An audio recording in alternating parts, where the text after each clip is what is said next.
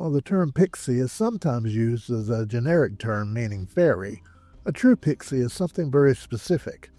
Their folklore places them in the areas around Somerset, Devon, and Cornwall in the southwest of England, and all have certain characteristics in common. First of all, these are not the Tolkien-esque high elven sort, nor the majestic Tuatha De Danann. They are small, rustic in sensibility, habits, and dress, and usually playful. They are very fond of circle dancing, usually at night, though the trodden fairy rings of flattened grass they create while dancing show clearly in the morning. One thing to keep in mind is they are also sticklers for privacy. They are known to have blinded humans who spied on them while they were dancing. They were actually closer to hobbits than elves, really except for the blinding part. They are reputed to be lovely and handsome creatures and usually wear green. Keep in mind that the pixies, being creatures of fairy and folklore, can have various attributes depending on who is telling the stories. As I said before, they were reputed to be handsome creatures by most, but also to be rather troll-like and ugly by others. Even their size is in dispute. Some accounts have them either at or capable of appearing human-sized, while others say they are incredibly tiny. I think we can safely assume that they have probably been all those things at one time or another.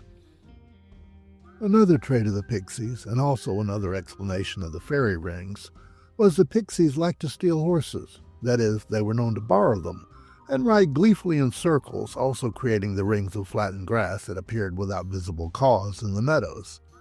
A curious trait reported of these fairy rings is if you put one foot inside, you'd be able to see the pixies even if they were invisible. Probably a mixed benefit since they were reported to blind people who saw them.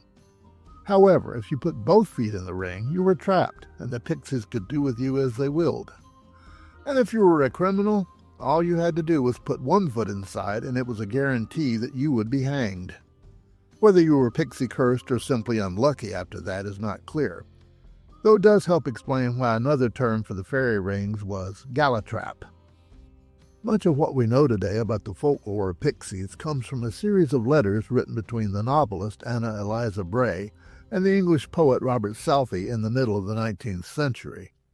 Mrs. Bray had a keen interest in the folklore in and around the area of Tavistock in Devon, and often included bits of it in her letters, later reported in Thomas Keightley's The Fairy Mythology in 1850, and her own The Borders of the Tamar and the Tavi in 1879.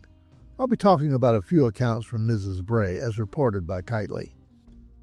It was a common belief that rural folk in Devon and Cornwall and even Somerset had to be scrupulous about sweeping out their main hearth, tidying up, and leaving out basins of water in case of the pixies visited, who were apparently fond of both water and keeping things in order.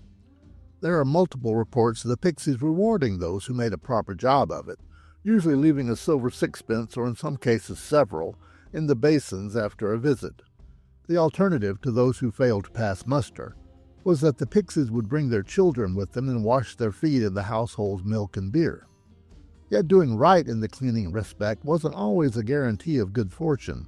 One maid who received a silver sixpence for her good work couldn't resist bragging about it to her friends. As a result, she never got another, no matter how well she cleaned.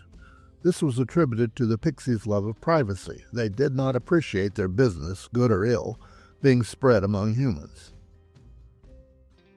The pixies are led by a king, who gives the band their orders for the day.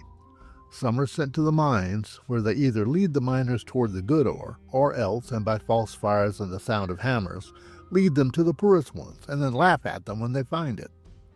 The miners never knew which would be the case ahead of time.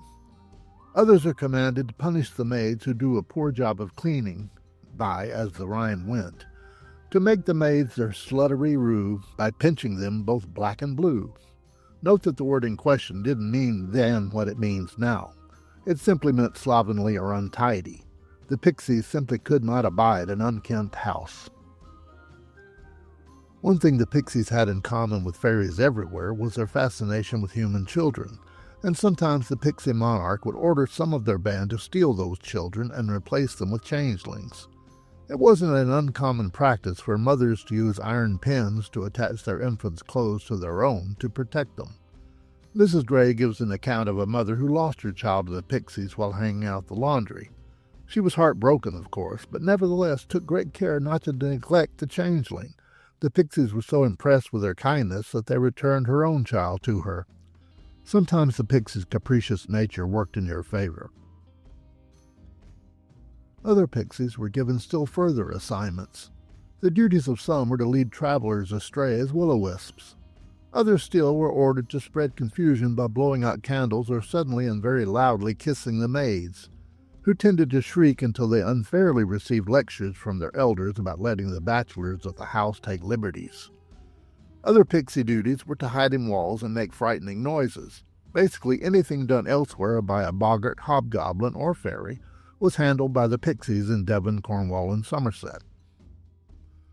Another tradition says the pixies of the west of England once fought a battle with the other fairies and drove them east of the Parrot River. Thus now the southwest of England belongs to the pixies.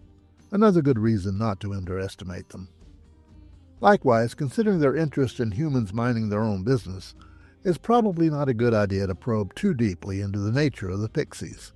As with most members of the Fae clan, they do what they choose to do and for their own reasons, which they obviously consider their business, not ours. We humans just have to work around it.